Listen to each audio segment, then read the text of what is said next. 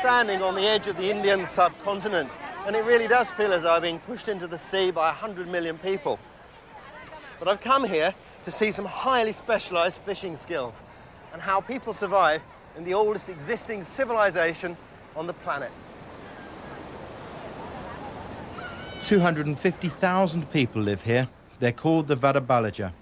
They live on the Bay of Bengal in Andhra Pradesh on India's Coromandel coast. They are Hindus, a faith that's thousands of years old. I feel surrounded by a multitude of sounds, images and gods.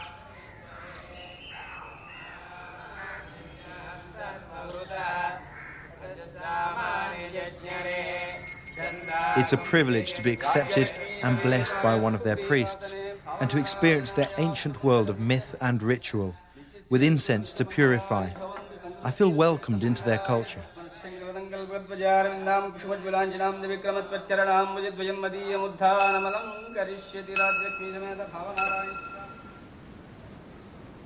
This is a very different place. I'm usually in remote, self-sufficient communities, but here the beach is home to a fishing caste. From birth, the local people survive by specialising in just one skill, and they rely on other groups for everything else. That's how the Indian caste system works.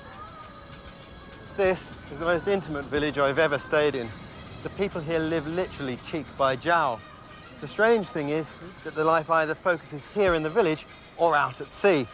Just 100 metres inland are totally different communities that these people won't even marry into. One caste only tend palm trees. Another only weave baskets from the leaves. The surf of the Coromandel coast is dangerous. The riptides are lethal. Many people have been swept out to sea. Through their play, the children learn to be expert swimmers. Nowadays, plastic bags make great aids for body surfing, but traditionally, it was always wood that kept them afloat. The fishermen here are still using one of the earliest of all boats. You can see it in its most basic form here on these inland creeks. All it is a raft of logs lashed together. Mind you, they've been shaped at the ends to enable it to cut through the water better. Now with this, the fisherman has a stable platform on which he can float out far from the bank to cast his nets.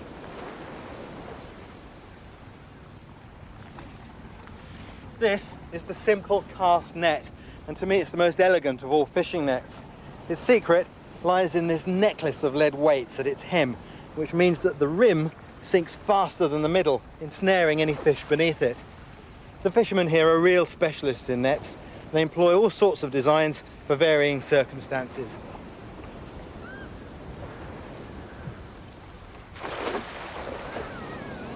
But to reach the rich fishing beyond the surf, they've invented a very special boat. It's not strictly speaking a boat with a watertight hull, more a raft of logs. The key to its success is a high prow, which lifts it over the surf.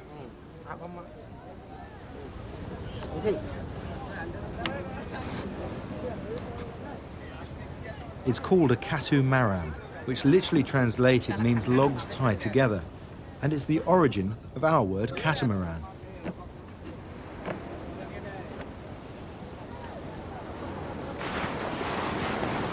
To get off the beach, you've got to get through that surf, and that means picking the right wave. Now, I've been watching these guys for a couple of days. They don't always get it right.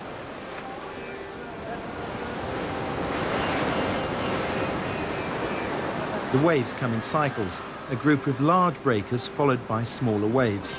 The trick is to catch the last large breaker, which launches you out into the smaller waves that are coming in. Sometimes the men can wait for 15 to 20 minutes reading the waves. It's the most experienced man who decides when to go for it.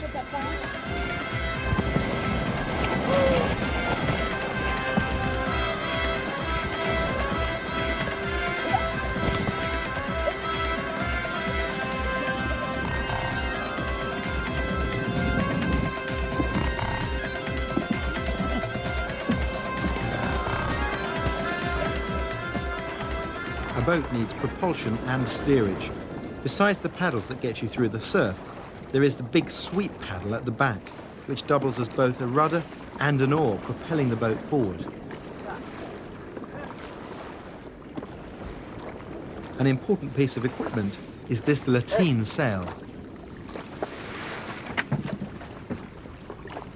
About 13 years ago, an Australian surf expert and a Danish sailmaker were invited out here to see if they could improve this design. Well, they studied it for 3 years, and the conclusion they came to was there was no way of making it any better. Of course, when you've got a sail, you also have to have a centreboard, and that's right here. The centreboard prevents the boat capsizing in strong winds. The crews hunt in pairs, trawling their nets between two boats. As they cast their nets out, they sail apart on opposite tacks, pulling the net out between them. They're using a trammel net to catch prawns. They'll trawl these nets through the sea for at least an hour.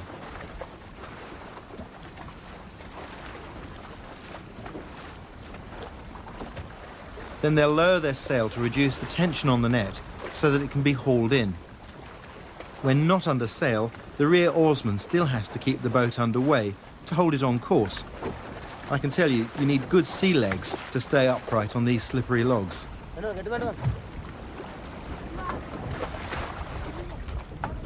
Finally, the two boats come together. This was their third trawl, but still no catch. That's been happening a lot this year.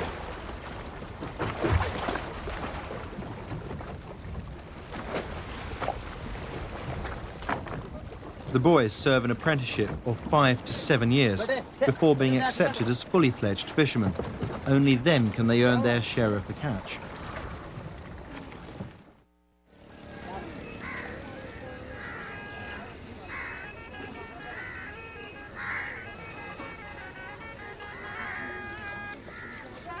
Traders come to the village selling cooking oil to the women.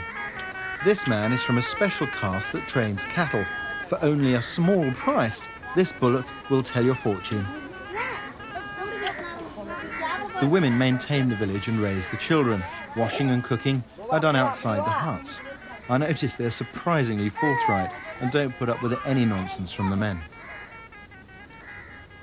In India, cooks take the food to the knife rather than the other way round.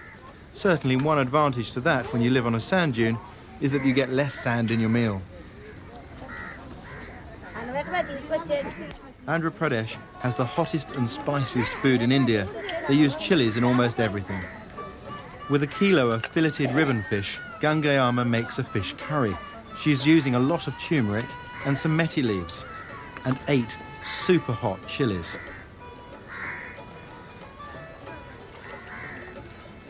Sesame oil is heated over the wood fire, and the marinated fish is seared.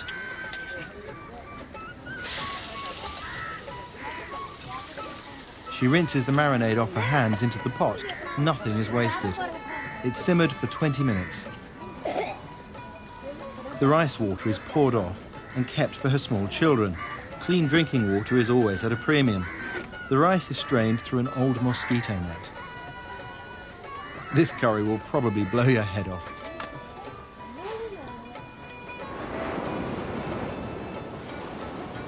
Coming back from fishing, I can see just how well adapted these boats are. They ride in on the waves like giant surfboards, and they can't be swamped because, like a sieve, the water simply passes straight out between the planks.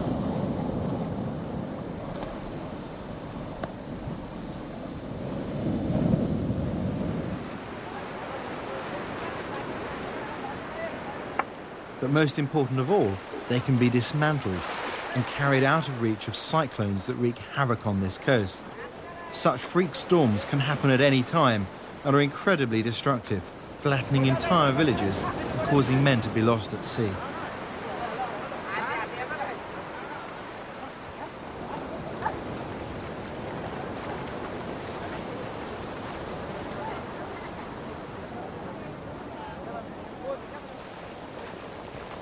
These logs are very precious to the men, as they can no longer obtain them. The traditional woods, cottonwood and chinaberry, which are buoyant and water-resistant, have all been felled in this area. Now they're using fiberglass, which has doubled the size of the boats. But able to carry twice the number of crew and much larger nets, in only 5 years, 60% of the fleet has moved over to fiberglass.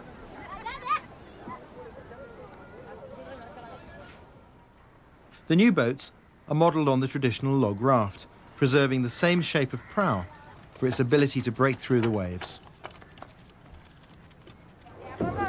These boats have to be powered by engines, but if they break up in high seas, the engine can drag them down, causing men to perish. For me, you can't beat the original design. In my experience, every part of the world has one tree which is particularly useful. Here, there's a tree that literally makes life possible by drawing up moisture from the dry, sandy soil, which people then tap and drink. It's this one, the Palmyra palm.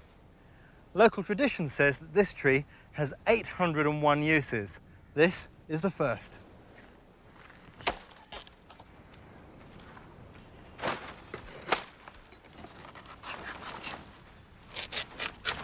The fronds of many palm trees can be used in this way. First, you remove the serrated edges of the frond before carefully separating the outer fibres, which can be easily split off.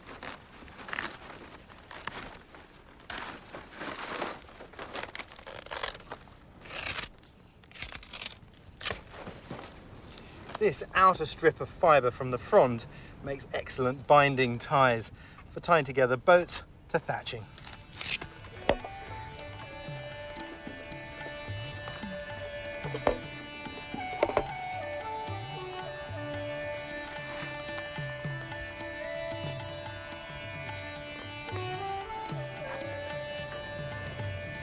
Palmyra palms are often 40 feet high, and there's a special caste who climb them. First, he sharpens his pruning hook on a soft wooden pole coated with finely ground quartz.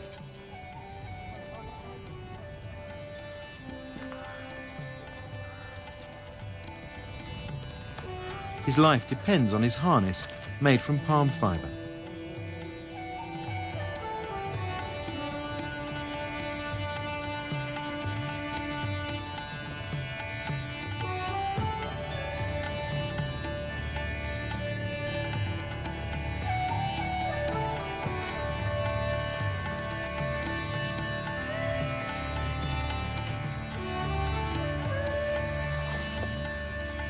At the top, the harness takes his weight, freeing his hands to prune the tree. He knows just how many leaves to cut off to minimize transpiration, so that more sap goes to the fruit, making it juicier. The leaves aren't wasted, because here in India, they're used by a special caste of basket makers.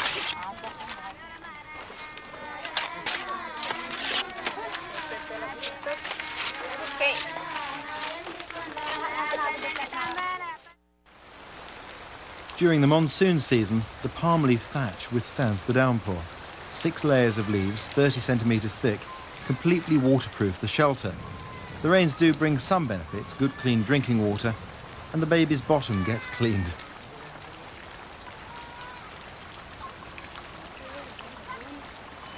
The men sit under their thatch and prepare their nets, ready for the start of the main fishing season, which begins just after the monsoons.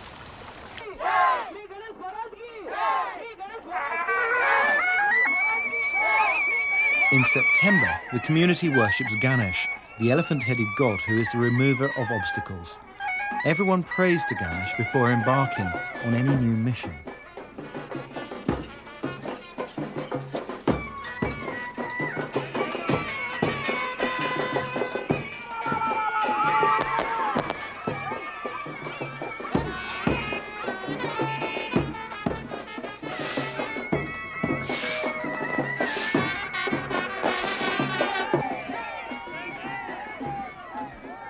After 9 days of worshipping, Ganesh is cast into the waters. Hindus believe everything was created out of the oceans, and so everything must return there.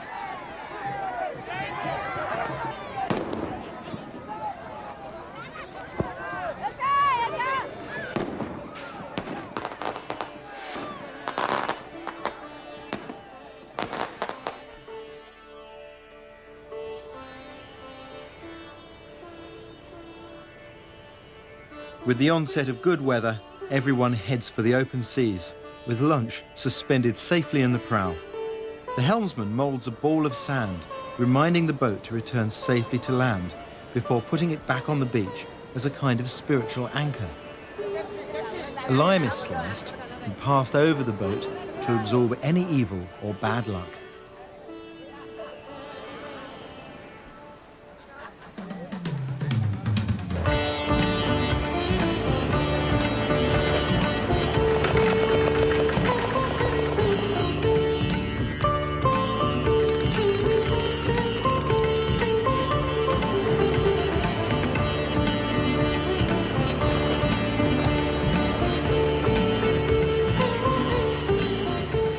Not all make it first time.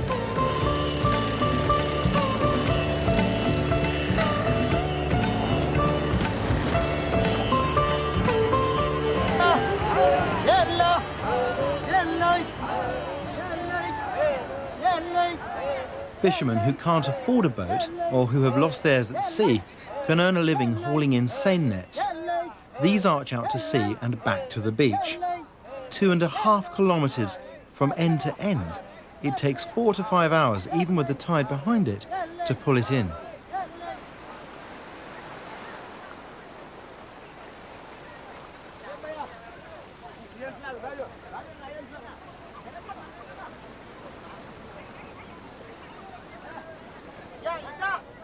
The catch is sold on the beach. The net owner gets half of the proceeds, and the rest is shared between the 40 or more haulers.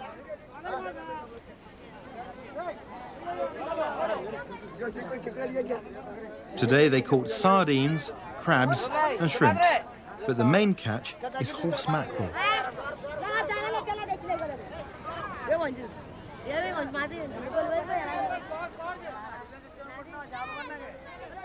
The children of the haulers are allowed to take a small portion home for dinner.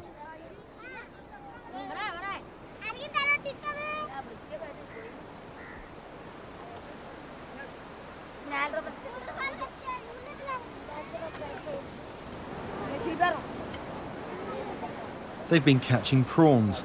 In the past, prawns only fetched a low price on the Indian market, but now they are one of India's leading exports. 80% of the buyers are women, but surprisingly, the wives of the fishermen have no claim on the fish their husbands catch, and they have to wait to buy the fish in open auction. The women preserve the fish by salting and drying so that it can be transported far inland. Once a week, they sell some of their fish at the local market. It's essential they make a profit so that they can buy their groceries from other specialist castes. Inevitably, haggling is down to the last half penny.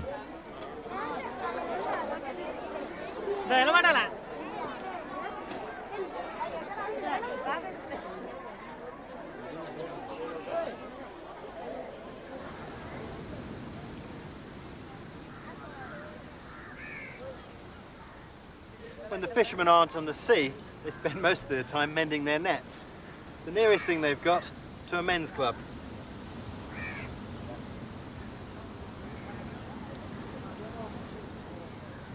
Like hunters everywhere, talk is of the tools of the trade. It was great to exchange netting techniques. They had no trouble keeping up with my knots, but I had to work hard to keep up with theirs because their hands move so quickly. But moments like this are really special when you communicate through actions rather than words. I asked the women what the men do when they're not at sea.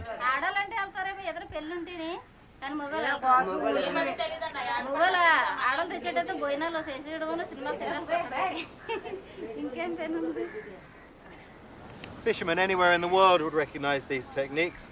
They're using the basic sheet bend to lock the mesh, but they reinforce it with a second half hitch, just to make sure it doesn't slip. This is a trammel net, designed to entangle prawns, and it does that in a clever way. Firstly, they get entangled in this fine mesh, and then that fine mesh net gets pocketed up in a much larger mesh net on either side of it. That prevents the prawns from moving around and becoming damaged.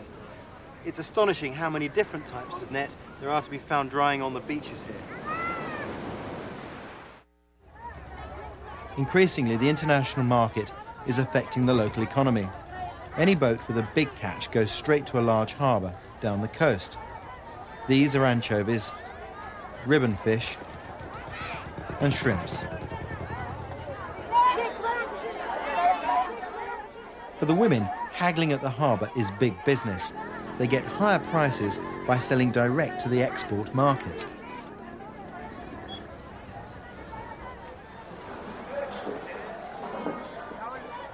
Everybody's after one of these, a female prawn. She's carrying 500,000 eggs and auctions to the local prawn farms at 20,000 rupees. That's about £300. Sell 3 like her and you can order a brand new fiberglass catamaran. Even prawn larvae, which hatch in the surf zone, bring a high price. These people sieve the surf for them both day and night. If they sell 100 baby prawns into the global market, they can feed their family for one day. To do this, they're using a new type of net that incorporates mosquito netting.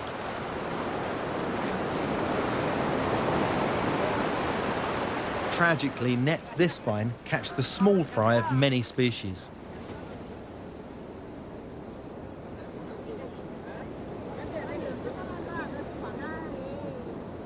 This is what they're after, the larvae, which will be grown on to maturity in the prawn farms. But there's an ecological price to pay. Only a small proportion of what actually gets caught can be sold. 98% of it is cast up onto the sand to die. Sadly, that contains the baby fish of the future.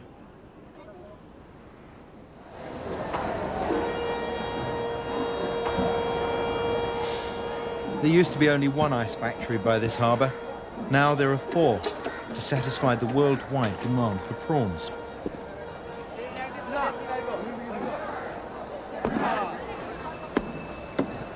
The fishing casts on the Coromandel coast are vulnerable to outside commercial pressure. Despite the fact that their catches have fallen by 40% in the last 3 years, they still believe that prawns mean cash, and plenty of it. These people are caught up in a gold rush for prawns. It's amazing, but within 48 hours, their catches can be on dining tables in Tokyo or even London. But what I've really discovered by coming here is that the futures of small communities like this are being swept along by a new sort of tide, the boom and bust of our global market. We really are all part of the same world.